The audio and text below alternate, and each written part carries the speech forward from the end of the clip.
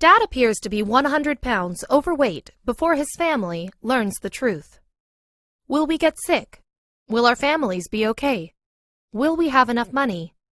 Will we end up all alone?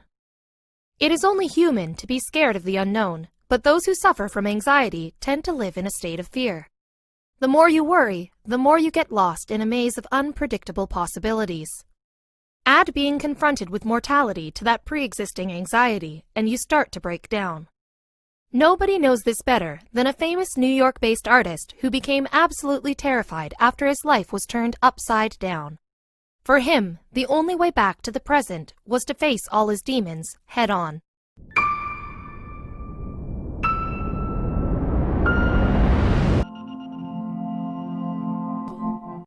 But before we start, please make sure to subscribe and hit the bell so you never miss an upload from us. Also, leave a like right now. Philip Tolenato was born and raised in London by his French-Moroccan mother and his American father. Later, he moved to New York and became one of the most sensational photographers of modern-day America. In New York, Phil built quite a professional life for himself. His work was featured on the cover of magazines like The New Yorker and Esquire, as well as in galleries and photography books. Perhaps his biggest accomplishments, however, were his marriage and his daughter. Being a husband and father didn't come easy for Phil. He told his wife Carla they would be together forever, but when his anxiety kicked in, he became afraid of losing her and their daughter Lulu. To capture his worries, he published a photo series titled The Reluctant Father. It wasn't exactly a secret that fear gripped him. Carla and her mother called him a worrywart, as he worried about everything, from the immediate future to the long run. As the years passed, Phil's anxiety became worse and he grew to fear almost everything. Desperate, he wondered if transforming his anxiety into art could help him. So in 2013, he began working on a project he called Maybe to Find Out. The first step in what he hoped would be a revolutionary project? Order a DNA test and reveal what illnesses he was genetically predisposed to. What horrible illnesses, he wondered, might be waiting in his future. The second step, before any photography even came into the picture, was to see several fortune tellers and urge them to tell him only the dark parts of his future. Phil wasn't looking for reassuring or positive promises. He wanted to be scared. With these parts of his project done, Phil could imagine enough horrid versions of his future self. It was time to get to work. Over the following weeks, Phil took self-portraits and made some, well, minor adjustments. These weren't glamorous self-portraits.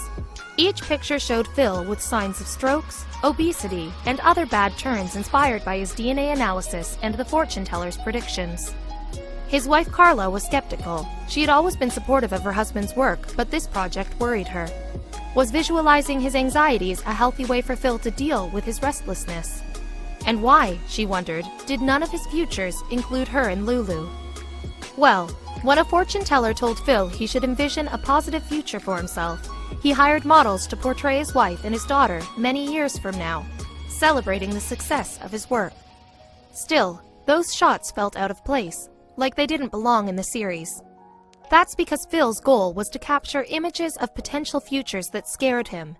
Growing old with his wife and daughter didn't. By enacting dire situations on film, he was confronting himself, and a serious problem he'd recently encountered. Before Phil ever started the Maybe project, he received a phone call from his aging father. His mother wasn't waking up, you see. She'd had an aneurysm in her sleep and slipped away in the night, and she brought a secret with her. His father had been suffering from dementia for several years. His mom never told him because, in keeping with her overprotective tendencies, she didn't want to worry her son. Suddenly, it was up to Phil to take care of his father, and it was no easy task. He watched his father's pain and suffering drag on. The only comfort they'd both find was when Phil photographed his father, something they always enjoyed.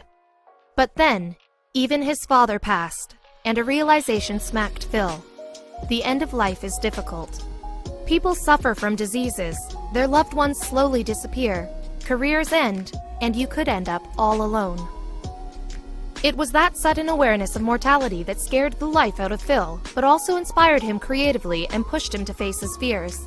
He didn't necessarily want to create this project, he needed to create it, to live it and to see it with his own eyes.